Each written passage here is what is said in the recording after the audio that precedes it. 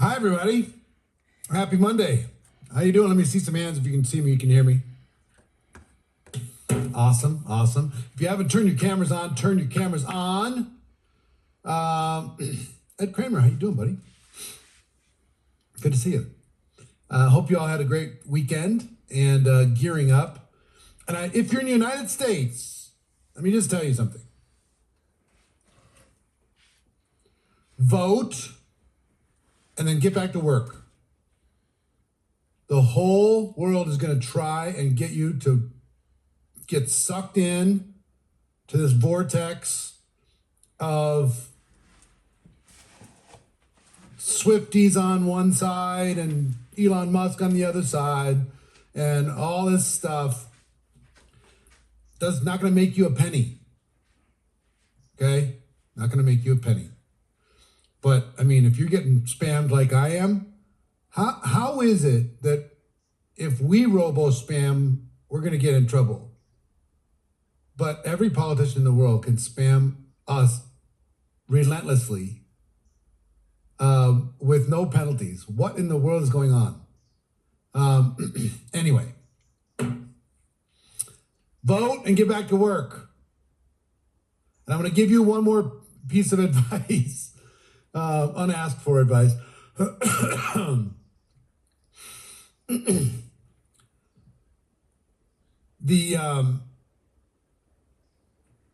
some of you might not like this, but I'm just going to give you my opinion anyway. When it comes to elections, and when it comes every single election for my entire adult life, they've said it's an existential threat. The world will stop turning if the other guy wins or the other woman wins. And it's never been true. And it never will be true. You can say what you want, but guess what entrepreneurs do? They adapt. So whatever, if the Democrats win, I will adapt. If the Republicans win, I will adapt. Okay? If they fight over it for the next, the results of the election for the next 2 years, I will adapt. Entrepreneurs adapt. It's don't fall into the trap. Don't get played. Don't get played by the media and everybody else trying to get your attention. Okay? Understand this. Attention is currency. And if anything, pay attention to how important brands are. How important is branding in this election cycle? You take a look at Taylor Swift on one side, you take a look at Elon Musk on the other side. Two huge brands, right? Two huge endorsements, the Swifties and the fanatical Elon Musk followers. Those brands are really important to each candidate. So is the brand of the candidate. And I only say that to let you know that you building your brand is important. And we're going to get into the training, the team building training. But if you haven't registered already, you and your entire team needs to be on this branding challenge that we do November 11th through the 13th.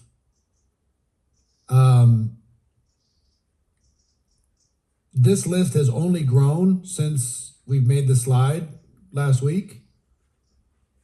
These are some of the biggest brands in our particular world, the personal development world and the thought leader world and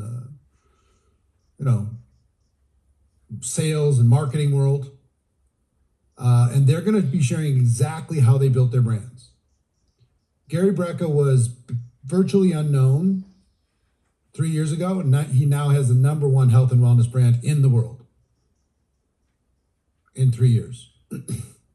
So Mel Robbins, the brand that she's built through her podcast and through her books and everything else and her speaking is spectacular, out of this world. Russell Brunson, what he's done in marketing and ClickFunnels and everything else, and the brand that he's built there. All of these people, Graziosi, Brendan Burchard, Trent Shelton, Eric Thomas, Natalie Boss Babe Ellis, Patrick Bet David. I mean, I have more. And that's just on the big shot side. Okay. So here's my plan for these 3 days. I'm going to have the big shot side outside of network marketing. Then I'm going to have the network marketers. I'm kind of like picking one per company to represent. And this session will be available to have replay. One per company to represent kind of who's built a good brand inside that company. So I have Stormy Wellington from TLC. I've got Ann Fisher from Monet. I've got Rachel Lalji from Planet Marketing. I've got Tina Joy Carroll from Trinant. I've got Jorge and Disney Dila Concepcion from Herbalife. I've got Amber Ray from Pharmacy, and they've all built huge brands. And they literally, and Darnell Self from Legal Shield. They literally can recruit any day they want. Any day they want. And as many people as they want. Literally. Because they built a brand. Smart to do. To build a brand. So it's going to be 3 days, probably 2 hours a day. And I'm going to be focused on what field leaders are doing to build brands and where to start. And I probably shouldn't have mentioned those names of those different companies, but whatever. I mean, we're grown-ups here. We don't normally talk about company names, but like I said, I have, some of Emily Ford, Sandro Casado, some people who've really built some big things fast. I'm going to be sharing exactly how they did it. Okay? So I'm excited about that. I cannot wait for that. It would be really smart for you to get a VIP ticket for that if you're going to be part of it. GoProBranding.com. Write that down. Get it to your teams. The graphics and the promotions are going to start today. As soon as we're done here, I'm going to go live on Facebook and tell the world that it's happening. So we got 3 weeks in order to be able to promote that. And the reason why I suggest that you do some VIP stuff is because I'm going to be doing short form and panels during the main free sessions. And then the VIP sessions, I've got like Tom Bilyeu's coming here in person. Brad Lee's coming here in person. Brendan Burchard's probably going to be here in person. And they're going to be doing more workshop type stuff in the VIP sessions, and they'll do a short form tips in the daily free sessions. There's just more time to be able to do that. So anyway, is the sound as bad?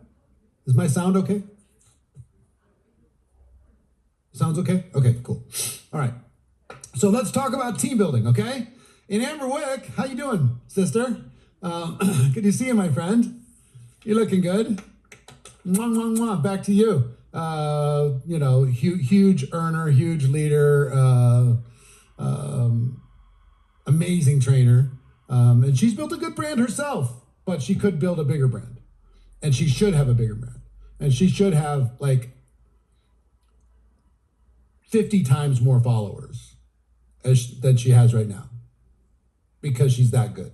She's really good. Anyway, Ed, you're good too. I love you too. Just playing around. Times will be the same, 11 a.m. Pacific time each day. So 11th, 12th, and 13th. Okay. Team building. I wanted to add this bonus session and just have a conversation with you and talk to you about a little bit about leadership and a little bit about mindset when it comes to team building. And the reason why we call this a team building challenge instead of a recruiting challenge, honestly, but I'm glad we made the difference. We made the shift in branding of it to team building, is because if you use the word recruiting in any Facebook type stuff or Instagram type stuff or any social media type stuff, they hate the word recruiting and they throttle it. So people don't see the posts, when we did to promote it, to get people to show up like you guys showed up. But when you talk about team building, they don't mind at all. So it's a little tiny tip. But I'm glad we did, because team building is a different vibe. Wouldn't you agree? Is a different vibe than recruiting. So first thing I want you to do is think about building a team.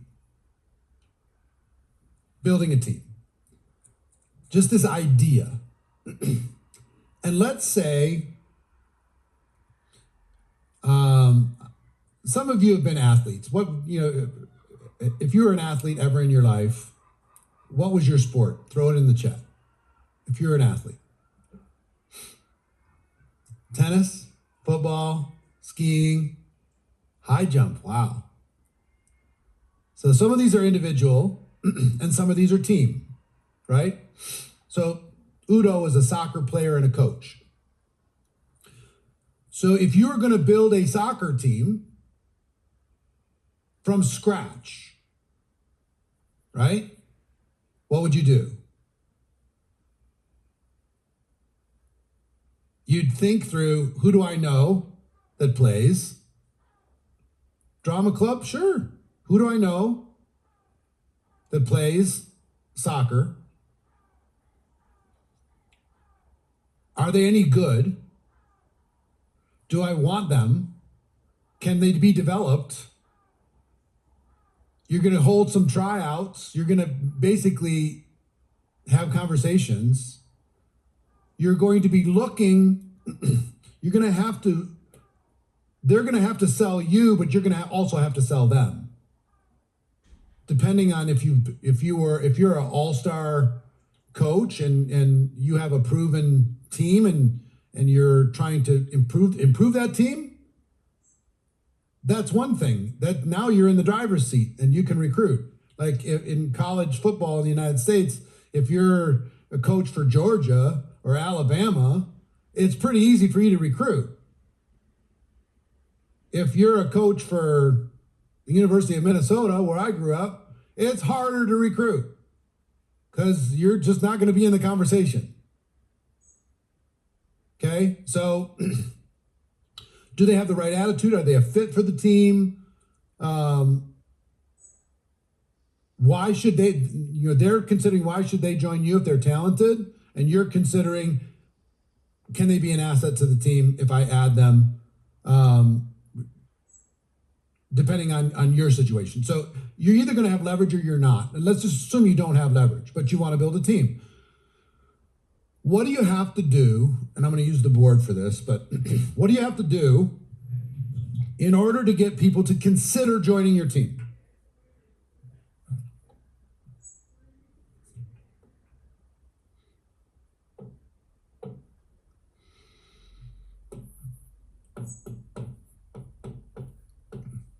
You're going to have to paint the vision.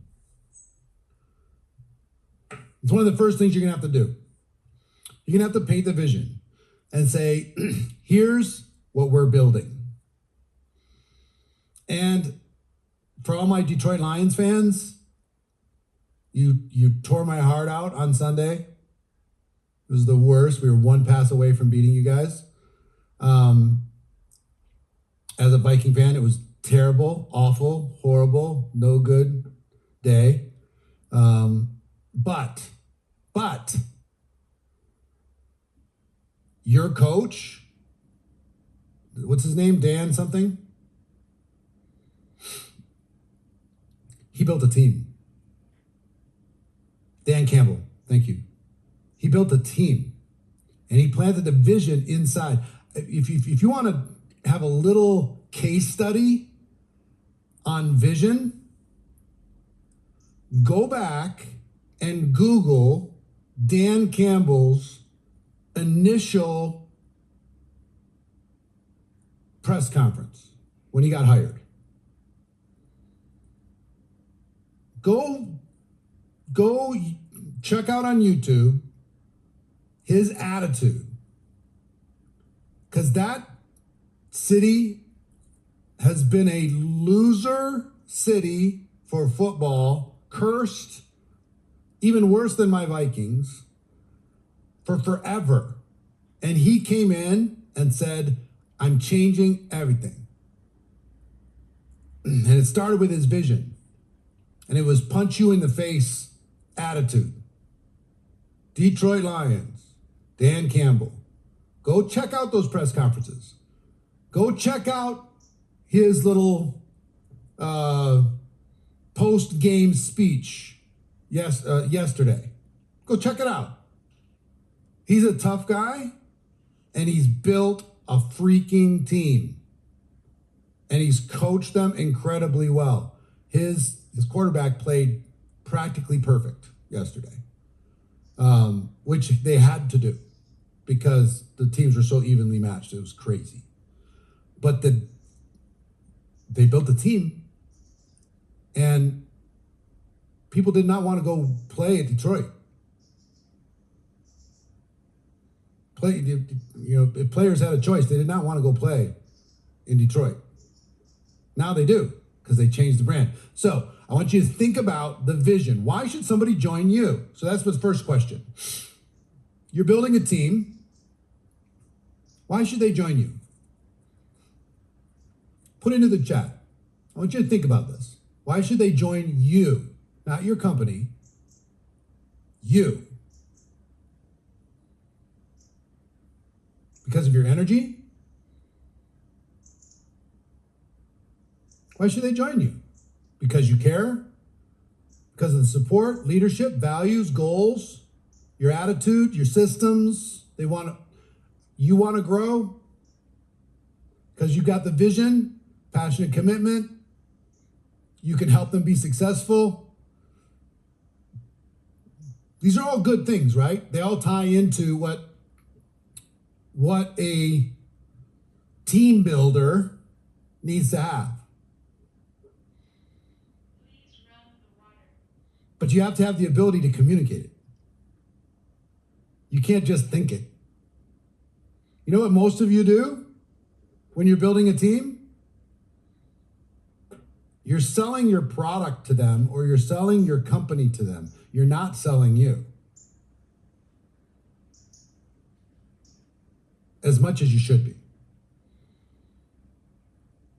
I'm asking you, how do you sell you then? Tanya asks. Here's how I recruited. Okay? This was my vibe.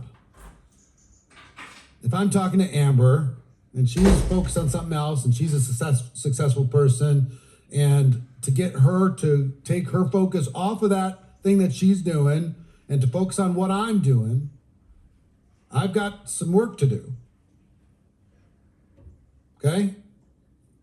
So I've got to have a very strong vision just for her to make the time to look. My vision's got to be rock solid. So how I recruited is I would say, look, Amber, I know you're successful. I know there's a lot of different things you could do. But when I thought about somebody that I wanted to work with in a project that I think is going to be extraordinarily successful, I thought about you.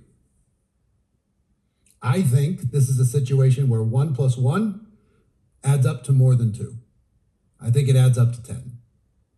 I think what we can do is extraordinary. And I've always admired what you've done and how you've done it and how you carry yourself. I think our values align. And I'm going to tell you something. The opportunity that I have, the company that I'm aligned with, and the products that they offer and the compensation attached to those products, and match that with our ability to be able to put a vision out there to the world, us locking arms, being able to do something spectacular. When you marry those things together, there's no limits to where we can go. None, zero. So, and I'm going to tell you one other thing. I'm going to crush this. I am. And I'd love to crush it with you. I'm going to do it either way. Okay? I'm going to crush it with or without you. But with you, I think we can make a real difference for people. I think we can do something special. So now, what did that take? 2 minutes? 1 minute maybe? Minute and a half? What was I planting there? Did I say anything about the ingredients of the product or how the compensation plan works or any of that other stuff? I just said, but honestly, if I said that to you, put a 1 in the chat if you'd say you'd have a little bit of an interest. You'd be curious at a minimum. You'd want to know more. I didn't even mention a company name. I didn't mention a product. Nothing.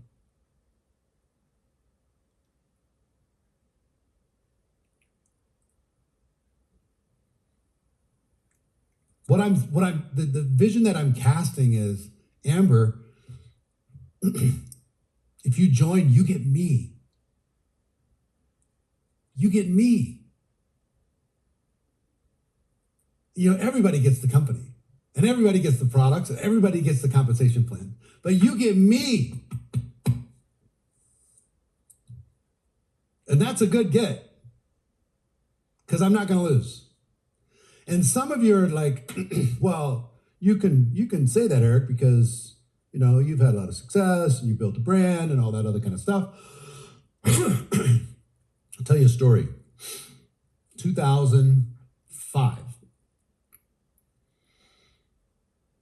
You know, almost 20 years ago. Gosh, it's crazy. 2005. I had just come out of financial Armageddon. Personal and financial Armageddon. The lowest point of my life. Okay? I mean, it was a combination of a ton of different things.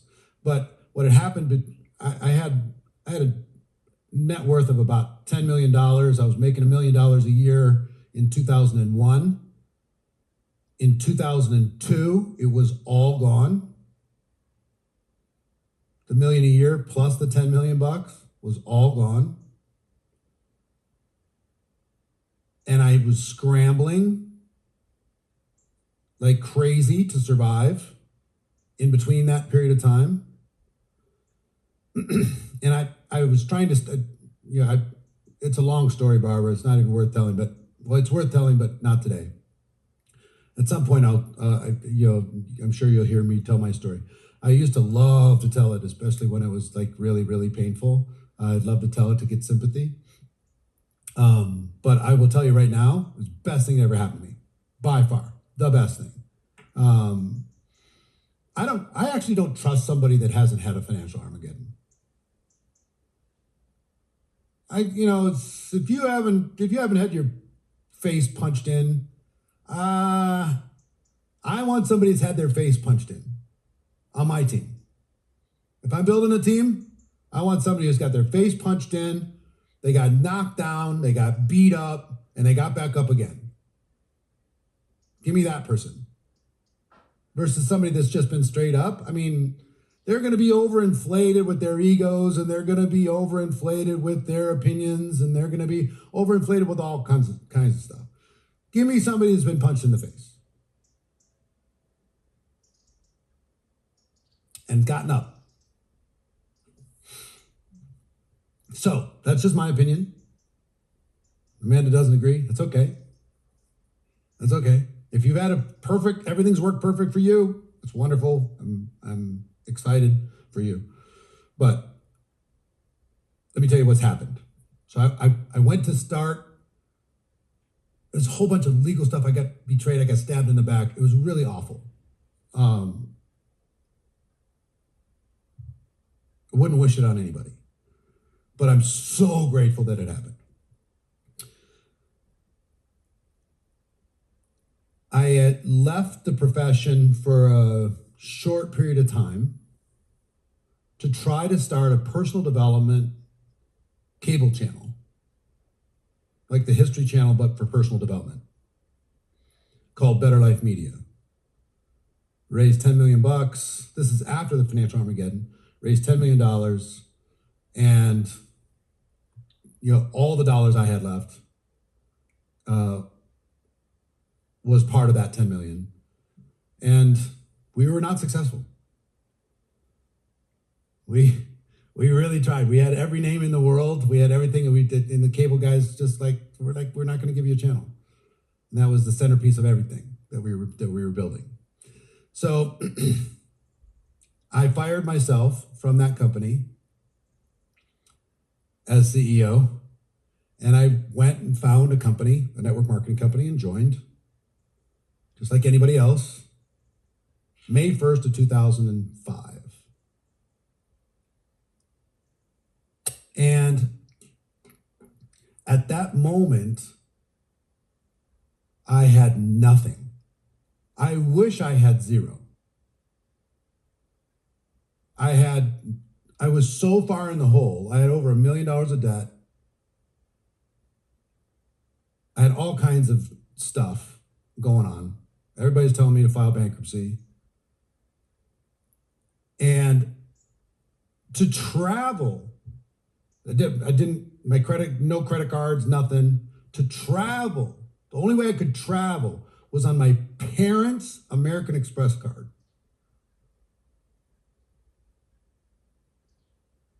That's embarrassing. Grown man, just had $10 million. It's all gone. $1 million, all gone. I'm so far under zero, it's unbelievable. Stressed out to the max. I got to make something happen. So I start May 1st. And here was my plan. And I went and had the same conversation I just had with Amber. I had that conversation with everybody I could. And I said, listen, I need to build something fast. I'm going to build something fast. Watch my smoke. That's because I'm gonna run. Yeah, I paid it all back without bankruptcy. Paid everybody, every penny. Even the people who wrote the debt off. Every penny. Went back to everybody. So my campaign to start May 1st was get to Chicago in June. Everybody's got to get to Chicago. Get to Chicago, get to Chicago, get to Chicago. And we're going to teach you how to go home and crush your market in 3 days, a 3-day training. So everybody get there. So I started May 1st and I was running hard, right? Having conversations like I role played, having a conversation with Amber, having a conversation with everybody like you, everybody I knew, got them to join, and then get to Chicago and bring as many people as you can bring to Chicago. And it was whoever talks to the most people wins. So I have 300 people come to Chicago, okay? 300 people end up coming in June. And I'm terrified because I'm at the lowest point of my life. Like, how do I go spin this? I had to sell my house out of foreclosure Okay? My credit is destroyed. My money's gone. I've got a pile of debt. Come and follow me?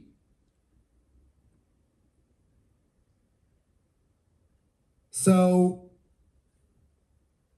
I had one of two choices. My one choice was just act as if I was super successful. And, we're going to go crush.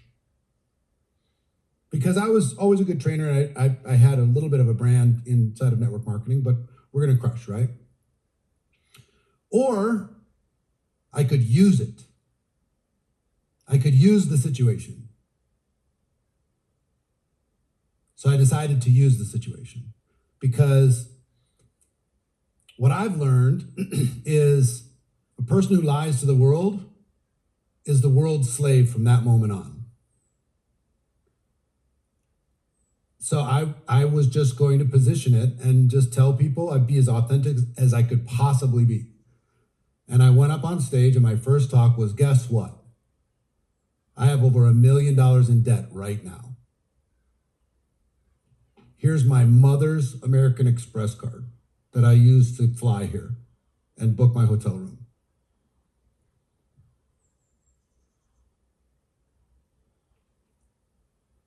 I have to make this work. And I'm going to make this work. If you bet against me, it will be the worst bet of your life. And I will tell you something, every person in this room, you lock arms with me right now, we will go shock the world. And if you don't, or you go on cruise control too early or whatever, you're gonna just regret that decision for a long time. Because I'm not gonna lose. There's too much at stake. So if you ever wanted to have support from somebody, you decide to work with me right now, and I'll remember it for the rest of my life. And you'll have all the support that you'll ever need. So, you ready to run or not? If you're ready to run, let's get into the training. Let's go after it. So I just laid it out there, right? But what was I really saying? People were in the audience, well, shit, he's got to make it work. I'll bet on him. I'll bet on him. I don't have to invest in him, but I'll bet on him. So I want you to be thinking about, all of you, thinking about what is your story as to why people should join you now? What is your story? And there's two groups here in this training right now. People who need to build a team and people who need to build a new team. Some of you have a good team already. The team's fine. You've been just kind of managing it and cruising around. Managing the existing group you got. But what you need to do is pretend the best gift I could give you. I wish I could do it. I wish I could reach through and not allow you to spend any money from your current existing network marketing income. And the only money you could use to pay your bills was from a new team. Not from any other source, only from a new team. I wish I could reach through and lock your commissions. So you have to be able to earn from a new team. So if you need to build a team, you don't have a, let's say you're part-time, put a 1 in the chat. If you're full-time and you've built a team, put a 2 in the chat. All right, so like 80% need to build it, 20% need to build a fresh one. Fair. Cool. Biggest part is vision. And then from the vision, what is your game plan? All of these points are what's going to give you the ability to add people to your team. I'll share with you my game plan. When I started May 1st, how did I get 300 people starting from zero to travel, and some coming international, travel to Chicago? How did I do that? I had a vision and I worked my face off for the month of May, and it was whoever talks to the most people wins. I worked 16 hours a day, 7 days a week, because I didn't have a choice. Okay? I recruited about 30 people personally in the first month, and each of them averaged about 10 from their teams that ended up coming to Chicago. Somewhere in that range. 9, 10, something like that. I got on flights to the tiniest little groups of people. I did so many presentations until I was sick of it. But it was all vision, vision, vision, vision, vision, get to Chicago. So here was my game plan. And I told everybody this. Get to Chicago in June. And then in July, we're going to do California event. In August, we're going to do New York or Florida, depending on where the team wanted to do it. We're going to do East Coast. So we're going to do Central, West Coast, East Coast, and then September, the company's big convention, we're bringing 1,000 people. Nobody had teams, Kathy. Kathy says, they had teams? No. They recruited some people. I helped them recruit some people. Yeah, most of those 300 people, I had a part in them joining. I was part of the conversation. Okay, so like for example, Sarah Zalecki. Anybody know Sarah? Sarah and Tony? Well, Sarah is my cousin. Okay, so I recruited Sarah, and we went to work in Minneapolis. And she says, I've got some people out in Sacramento. Would you help me? Would you go out there and do a presentation? I said, sure. So I get on an airplane with my mom's credit card, fly to Sacramento. And I go to a hotel where I'm supposed to meet with like 10 people in a hotel conference room. And 2 of them don't get there until like the last 5 minutes. I've done the full presentation. They come in all super kind of cocky and arrogant and a bunch of swagger, car sales guys. And they ask, the meeting ends. They haven't seen anything. They ask, well, no, Sarah calls me, I think, and says, they'll stay. Would you do a presentation again? I just finished. And these guys were an hour late. It's the last thing in the world I wanted to do. You ever finish doing something and you're like emotionally done as an introvert? You're emotionally done. You're done. You don't want to, you've psyched up for it. You're done. That's it. I was done. But these 2 guys were there. So I'm like, okay. So we went and sat in a little lounge. And they both end up joining. One guy's name was Bobby. The other guy's name was Tony. And it's Tony Zalecki. So Tony ends up in Sarah's downline. They meet in Chicago and get married. And, now they're $1 Million Hall of Famers, and all that stuff. And literally, it was the last thing in the world I wanted to do. But what did I do as soon as I got going again? I cast the vision. I laid out the game plan. What was the strategy? And we did have. Now, when it comes to strategy, if you're gonna go out there and cast a vision, you're building a team. You're laying out the vision. You're laying out the game plan. Then you've got to be able to make adjustments.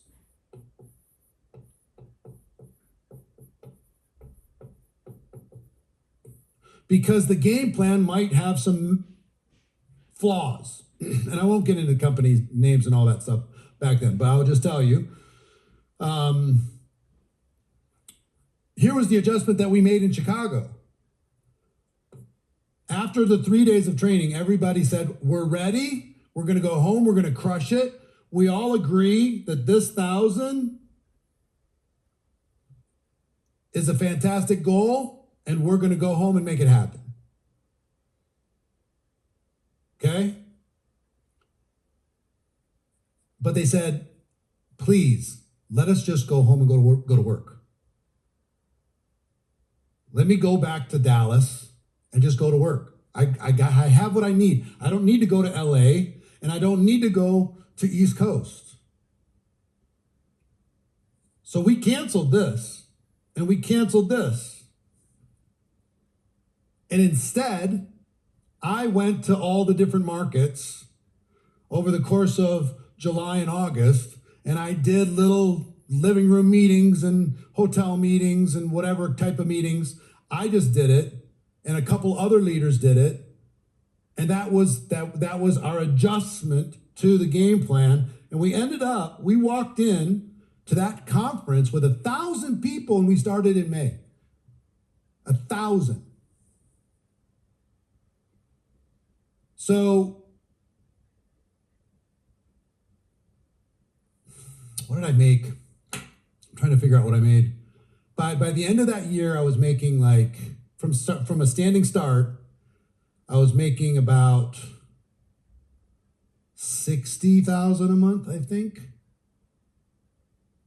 Somewhere in that range, $60,000 a month. The following year, I think it was 900 I made for the year.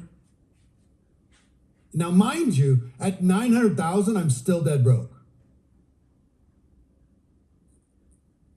Because I got to pay taxes on 900,000. I have expenses, I got to pay taxes. I have living expenses, plus everything else goes to the debt. So I have zero still.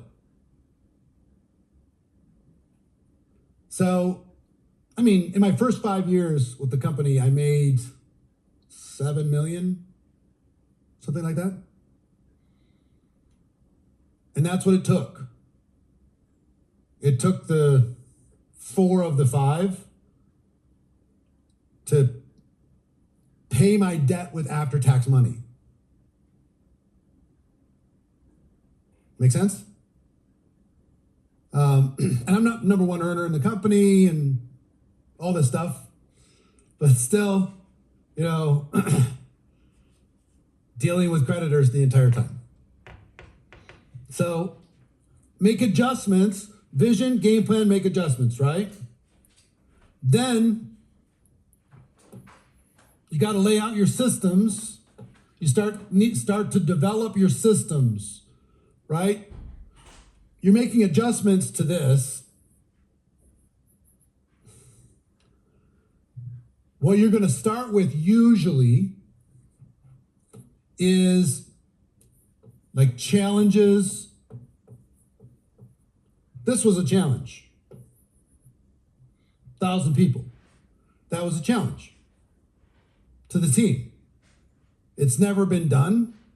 We got May, June, July, August, September. September was the conference. So in 4 months, can we get 1,000 people to travel to Salt Lake City, Utah to attend a convention? How many would agree that that's a bold move? Put a 3 in the chat if you agree that that's a bold thing to even say to your team. Well, here's what I knew. I had a secret weapon. And part of the vision for this, part of this vision is I knew that you earn approximately in a product-based company, okay?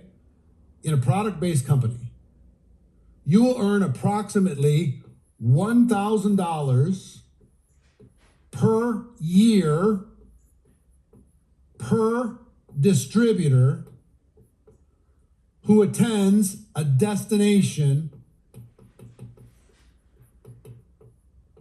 event.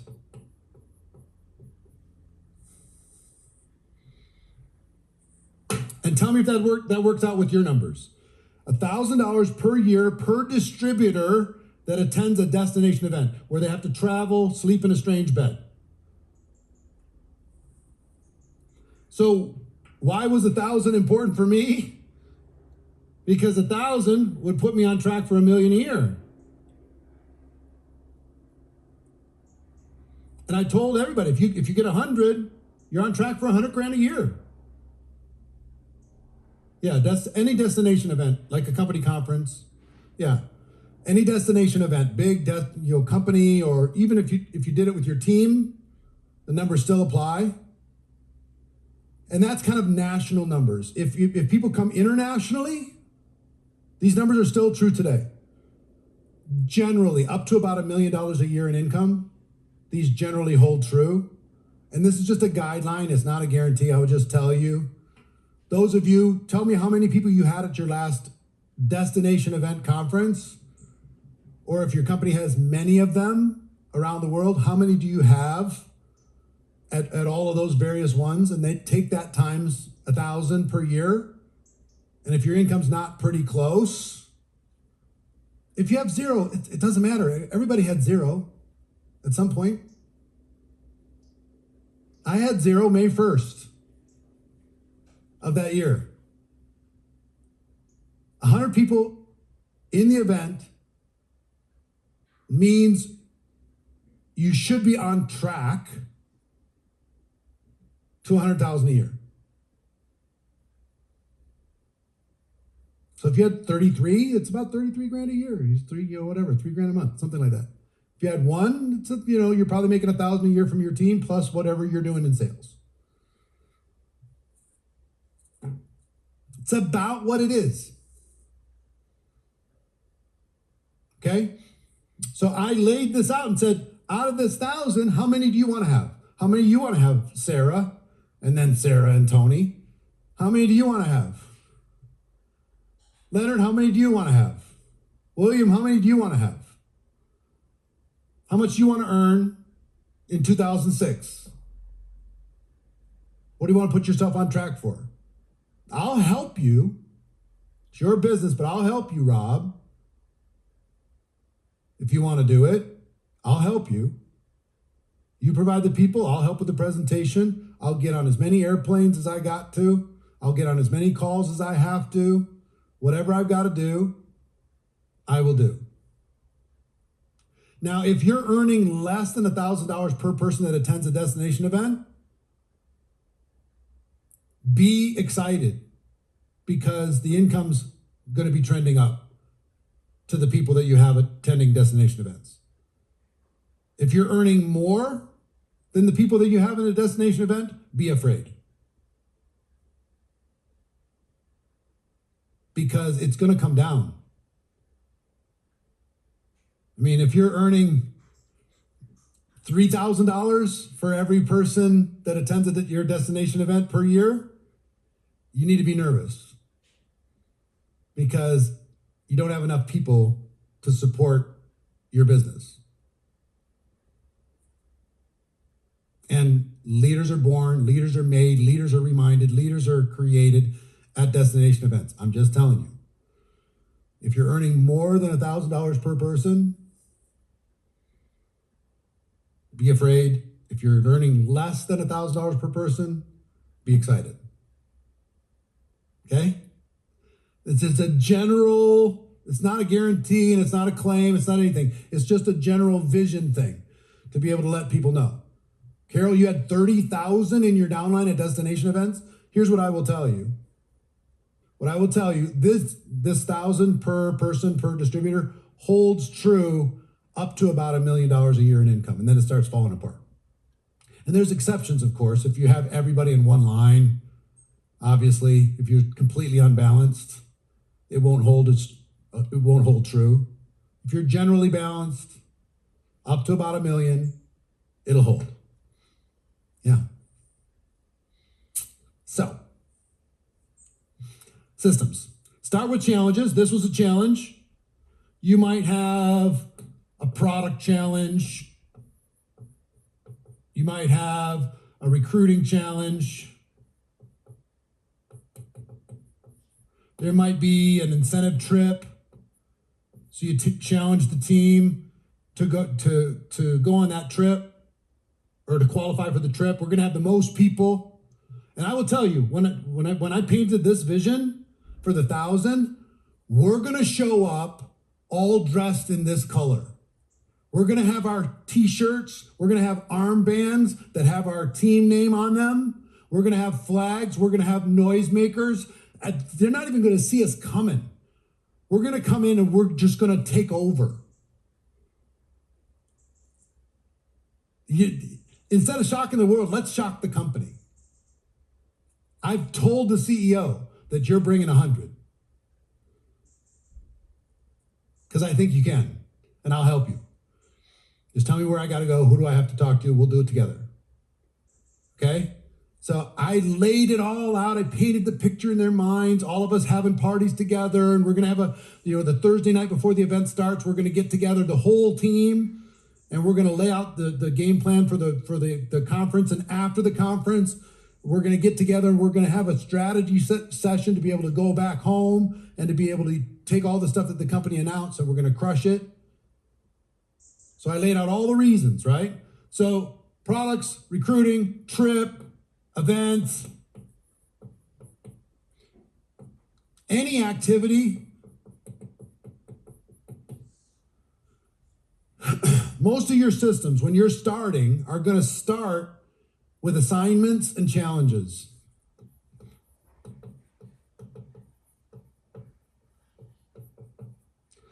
Give people an assignment to go do something or give them a challenge to go do something. I wanted everybody emotionally attached to the product, so we did big product pushes that everybody would use instead of just out there building their team. They were using the product and getting an emotional attachment to it, right? I had customer challenges that attached to that. Let's all take a week and everybody get 10 customers. And we'll all, as soon as you get your 10, then go help somebody else get their 10, and we'll help that next person get their 10. We'll help the next person get their 10. Recruiting, we did I trained how to recruit 20 people in 30 days. Let's create a 30-day campaign for everybody on the team's going to recruit 20. We're all going to work together to be able to do it. The incentive trips are great. If your company has an incentive trip, use it. And part of my vision, I'm just going to put MS, was market share. Everything that I pitched constantly was about market share. So the company's going to have this trip to Cabo. We need to have more people than any other team. It's about market share. If there's going to be 100 qualifiers, I want all 100 if possible. If it's the first 100, I want all 100. If they're going to have 5,000 at the conference, We'll start with 1,000, but then we need to have 2,000. Then let's say they have 5,000 again. We got 40% market share. And then we have 3,000. We got 60% market share. Then if it's 5,000, we have 4,000. We got 80% market share. I want market share. I want market share in recruits. I want market share in customers. I want market share in event attendance. I want market share in the top 100 earners in the company. How many of the top 100 earners are on my team? Everybody else, they're my friends, but they're my competitors as well. They're my friends. I want to see them win, but I want to see my team win more. Sorry. I just do. I want my team in the top 10. I want my team in the top 20. So that's the vision I'm casting. How big can you see this? If you can see this big, then we'll work to make it happen. But I got people obsessed with market share. Let me tell you where I got this idea. When I first started,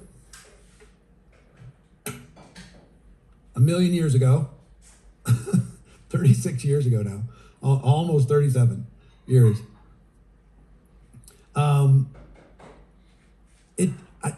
I realized after about a year that in every major market, there was 2 or 3 people that owned the market. And there was one person that really owned it, that was like in charge. And think about your company right now. And it's changed a bit because, like in the United States, we've gotten a little bit soft. A lot of you have built, those of you who have built big teams, you've built international organizations. You go home to your home market, not to work, but to rest. Some of you, not all of you, but some of you. But back then, it was really boots on the ground type stuff. We did a Tuesday night hotel meeting. We did a Thursday night hotel meeting. We did a Saturday morning hotel meeting. We met people all week long in coffee shops and in little offices and all those types of things. But I realized that in every company, there was one person, like I was from Minneapolis. There was one person that owned the market. And in Minneapolis, for when I first joined 37 years ago, it was a guy by the name of Michael Nelson. He came in, he was well-trained, he was cross-lined to me, but he owned the market. And I made the decision, eventually I'm owning this market. I'm gonna own it.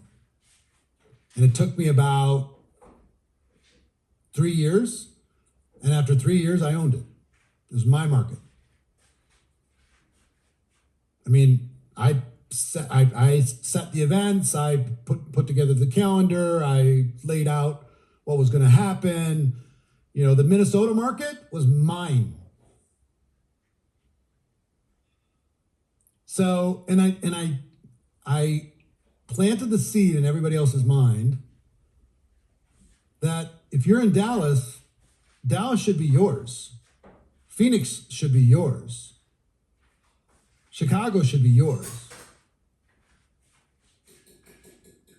And it's like,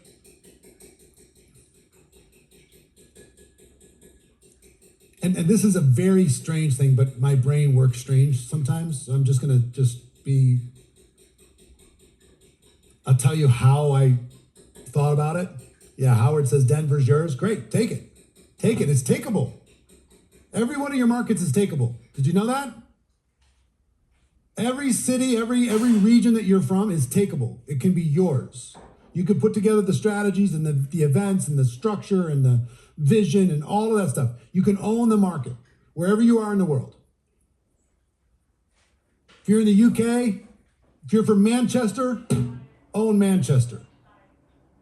And then go see if you can own another city. Or make sure at least your team owns every different market. You got somebody in London, make sure somebody in London, in Barcelona's yours. Might take you 2-3 years. Scotland, Spencer's got Scotland. Spencer's taking Scotland. Mwanza is Wilson's. Fantastic. I don't even know where Mwanza is, but I'm glad you own it. You know, whether it's Ohio or Indiana, it doesn't matter. Here was how my strange brain worked. I thought, who's the most valuable person in the company? Who's literally the most valuable? And here's how I thought about it. If you think about, like, you know, like the silver bullet you used to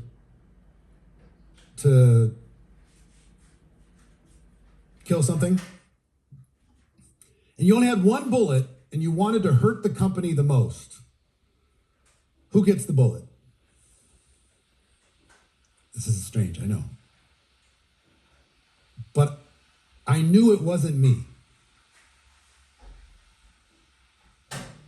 If they wanted to hurt the company, they wouldn't aim it at me. They'd aim it at somebody else. So I set an intention that bullet was mine. I know it's weird. It's a very weird way to think about something, but I'm just telling you, swear to God, I want the bullet. I want everybody to know. You want to hurt the company the most? Aim it at Eric, because you'll hurt the company the most. I wanted to own it. First in my town, then in my state. Then I wanted to make sure my people were planted everywhere across the country, right? So Stephanie says, how do we do that working online? Do we switch back to old school? You can own the market and still be online. I will tell you, the biggest trend in the world right now is people blending back face-to-face with virtual. Not just staying with virtual. Blending face-to-face back. Those are the ones that are growing the fastest. The more, try and get as much in person as you possibly can, because you won't be able to get more than 50%. Even if you push as hard as you possibly can push, because the world has changed. People live on this. Okay, so push as hard as you can, you won't get to 50%. What's the difference between challenges and assignments? Assignments is, I need you to do this and get back to me when you're done. A challenge is, whatever they were gonna do, I want them to do more. I'm gonna bring 10 people to the conference. Why not 20? I wanna earn $1,000 a month. Why not 2,000? I wanna own the city. Well, why not the state? Or why not the province? Or why not the region? Well, we set the sights higher. So challenge is always, whatever they're gonna do, more. I'm gonna qualify for the trip. I know you're gonna qualify for the trip, Christopher. That's not even a question. How many are you gonna bring is the question. How many from your team are gonna qualify is the question.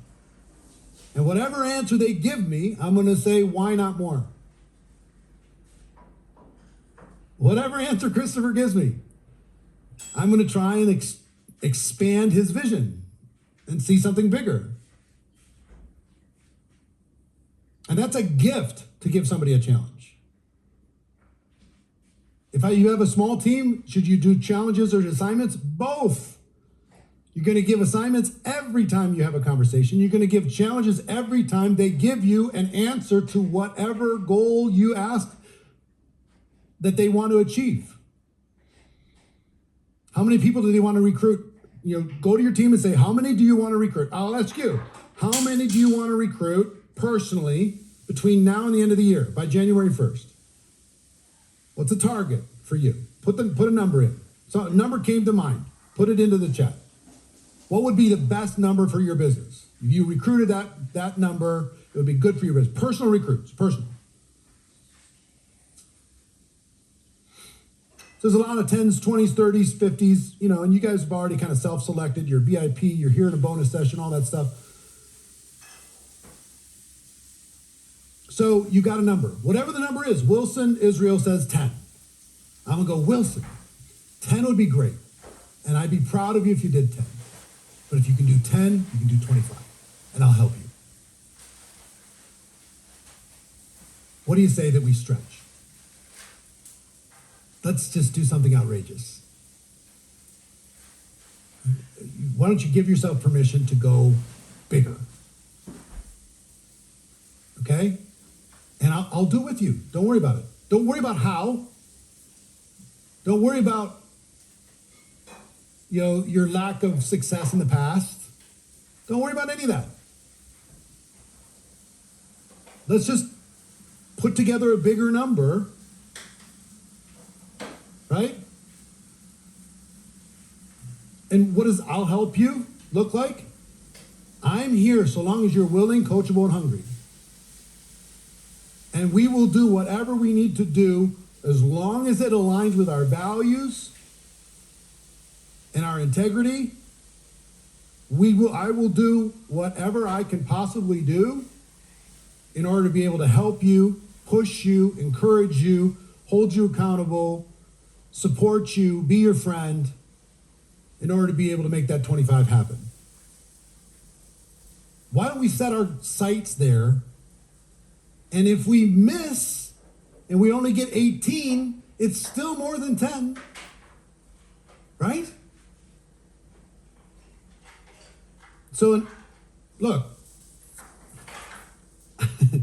I remember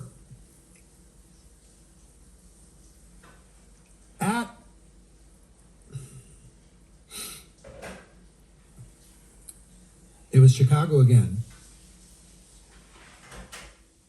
There's a guy who came into an event and he'd driven from Boston, Massachusetts.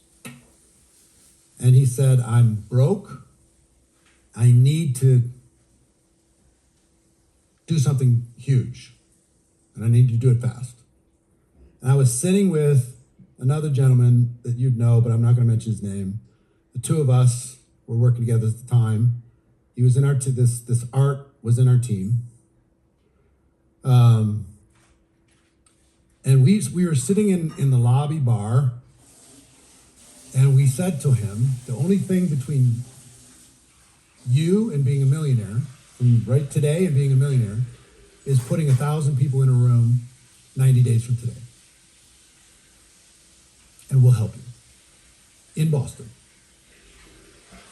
Figure out a way to put 1,000 people in a room. He said, how would I do that? And we spent the next 2 hours game planning how to do that. And he left there lit up on fire. 1 week later, he calls us and says, you know what, I think I'm going to quit.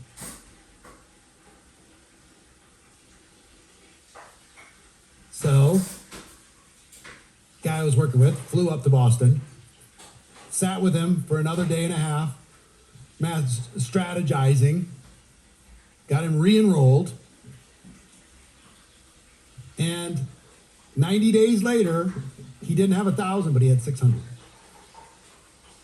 From zero, he had 600. And he's gone on to make, I would say, if I'm guessing, 50 million in commissions. He's been number one in his company for 20 years, something like that. So the assignment, you might have to resell somebody, sell them the vision again and again and again. But we got him to stretch for 1,000 because if we would have just told him to go home and bring in 10 customers, would he be where he is today? No shot. No chance. We had to plant a bigger vision. And he stretched. And because he stretched, his whole life changed. So, challenges, systems are going to start with challenges and assignments. Assignments, do this. Challenges, do more. And then you're going to find the things that are repeatable.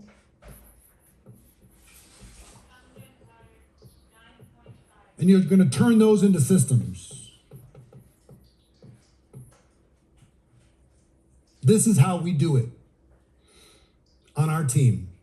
When somebody joins, you're going to have to develop a system to onboard a new person, a system for a person to get there, to go out there and get customers, a system to go out there and recruit, a system to promote events, a system to communicate, a system to recognize.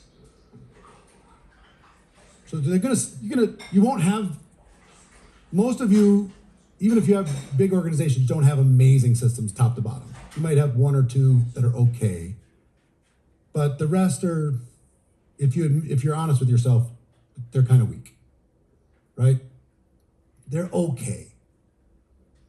So a business is just a collection of systems. A real business is a collection of systems. So if you want to think of yourself as a team builder, ultimately, you need to find the repeatable things and turn them into systems. Find the things that you're doing when it comes to onboarding, when it comes to recruiting, when it comes to events, when it comes to certain daily activities.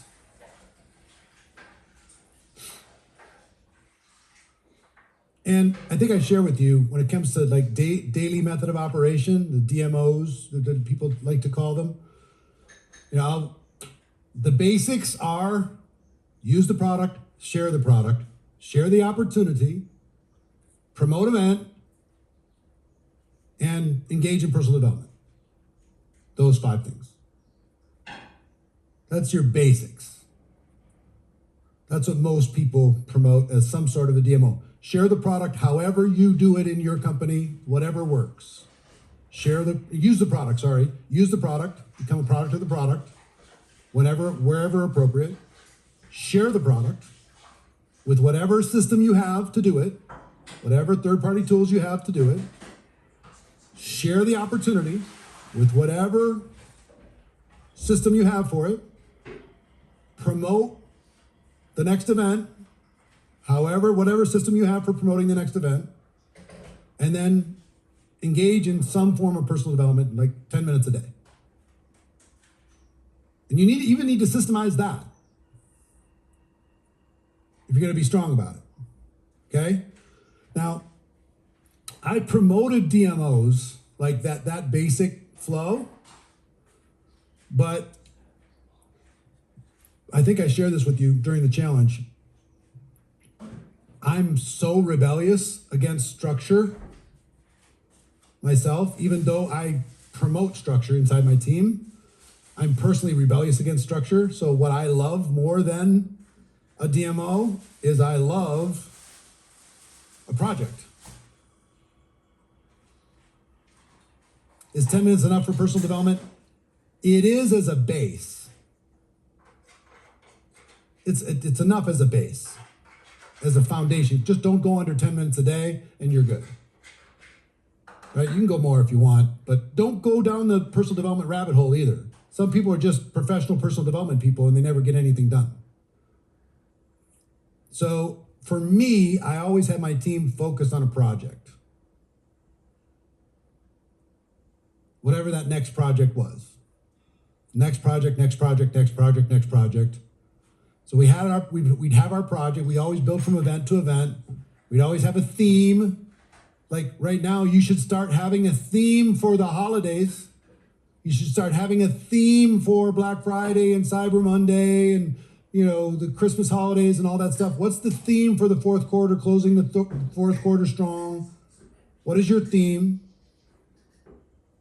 And then what assignments can you give people during this fourth quarter that would match that theme? What targets and how can you challenge people to do more than they were going to do? Because in leadership, here's the thing. In leadership, all we're trying to do is get people to do more of the correct activity that they were going to do without us. That's it. That's how we measure you as a team builder. Are you able to attract people to your team? 1. 2, are you able to get those people to do the correct activity? 3, can you get them to do more than they were going to do? Whatever they were going to do, can you get them to do more? They were going to do 2, you can get them to do 4. If they're going to do 4, you can get them to do 10 of whatever it is. So I like building by season. I'd always have a theme to like the fourth quarter, close the year. I'd have another kind of project and theme or whatever to start the year. New year, new you, all of that. I'd for sure have something to keep people focused during the summer, because if you don't have some sort of campaign in the summer, you can cut your whatever you're going to happen but in half.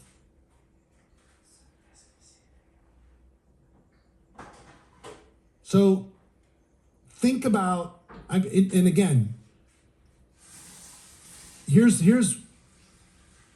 I was always trying to trick my team into feeling like this was all new and fresh when it was the same stuff, just with a different package.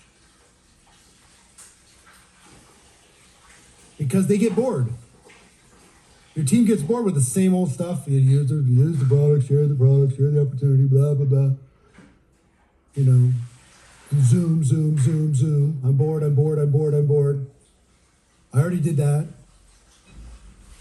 So you have to, like, you know, if this is a toy and your teams really loves this toy, but then they're sick of this toy. And what is this toy? The activities that they need to do in order to be able to build a business. So I'll change the toy. Still has the same fundamentals underneath it, but I'll call it something different. It still has the same activity, the same kind of systems underneath it, but I'll like, I love promoting for events, because promoting for events takes care of everything else. If I get somebody registered for an event, their likelihood of adding customers goes up like 500%. Their likelihood of recruiting goes up like 1,000%. Their likelihood of rank advancement goes up enormous just by registering, because they want to make sure that their name badge is the name badge that they want at that event. So they'll go do all the other little stuff that they wouldn't do if they weren't registered. So I love using things like that in order to be able to get people to do more of the correct activity than they would have done. Okay? So if you don't have a team right now, I want you to just be, first of all,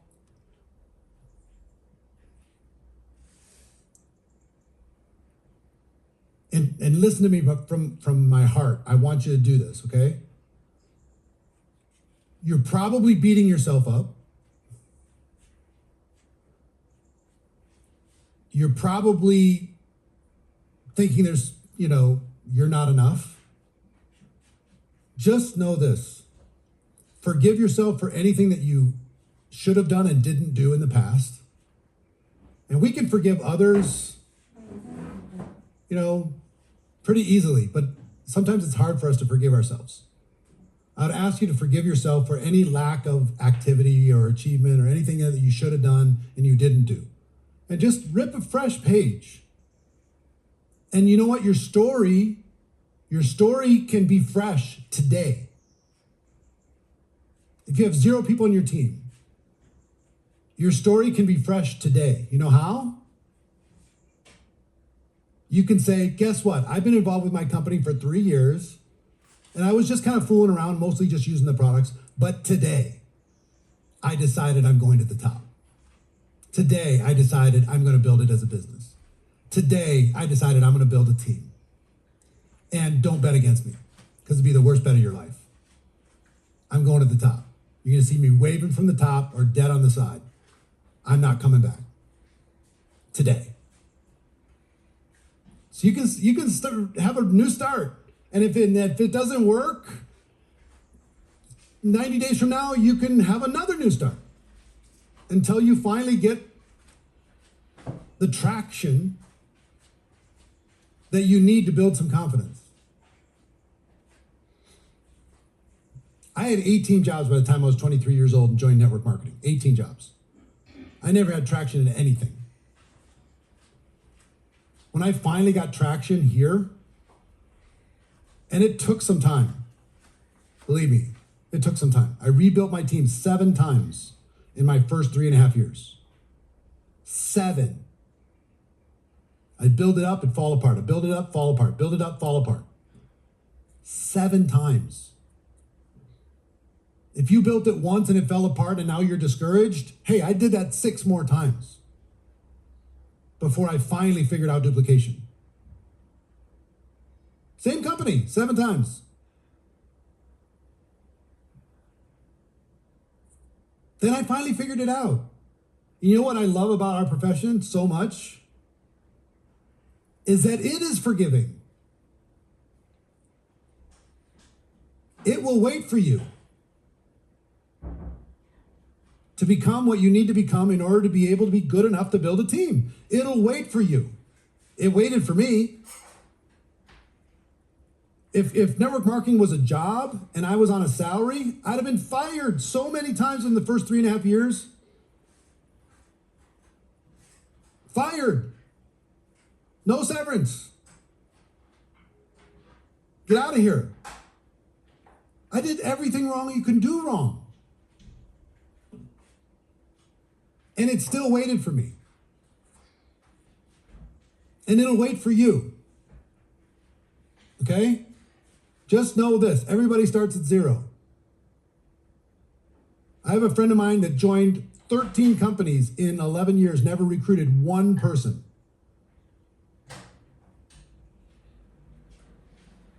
Jordan Adler, you know who he is? Author of Beach Money. Never recruited one person in 11 years. I'm like, what in the world? He's now earned about $30 million.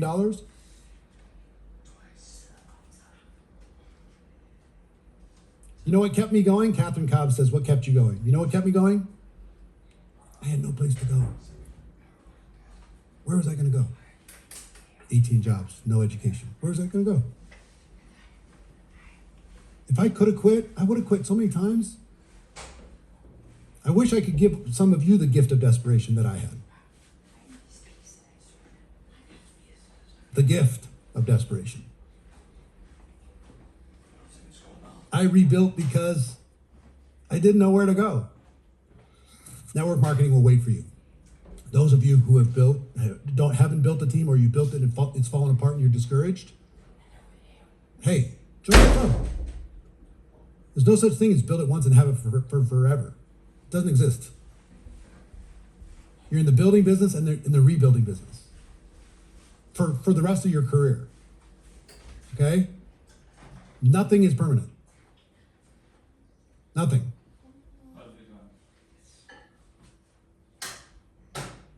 And for those of you who've built a team, it's time for you to tap into that thing that built the team in the first place. And do it again. Trick your brain into thinking that you don't have a team at all. And this is the only way that you can earn, is to build something new again. Rebuild to your existing rank, not counting any of your existing people. Try that. Try that one on. That one is only for the superstars. That one is only for the unicorns, the mythical creatures that are able to have the guts to rebuild, not counting any of their existing team, back to the rank that they're at right now. Man, you do that, you're legendary. You're a legend in this business. Most people don't have the ability emotionally to get that gritty again, to get their hands dirty again. I would ask you to get your hands dirty. Those of you with big teams. Okay? So I hope this landed for you. I hope this little bonus session was worthwhile attending. Just shooting from my heart with it. And if you want a little taste of what's coming at GoPro, this is what's coming. I'm going to teach people how to sell. I'm going to teach people how to build teams. I'm going to teach people how to lead over the course of 3 days. I've got some unbelievable people I can't announce yet that are going to be joining, big time celebrities that are going to be joining. I hope your team joins, gets a ticket. You can go to GoPro2024.com to get a ticket for that virtually around the world. And for everybody else, the branding challenge is November 11th through the 13th. I'm going to go live on Facebook in like 5 minutes and start talking about that to the world. And if you ever want to know how to build a brand or how to promote, just watch what I do. I'm a promotion monster. If I don't have 250,000 people on this challenge in 3 weeks, I'm going to be super disappointed. 250,000. I'm not messing around. Watch me. And then do it inside of your team. Same thing. I'm a promotion monster. Biggest compliment I can give somebody is they're a great promoter. They know how to promote. Just watch me. I'm an average guy. I'm super average. I had 1.8 GPA in high school. I have 8 credits from community college. Okay, I had 18 jobs before I joined network marketing.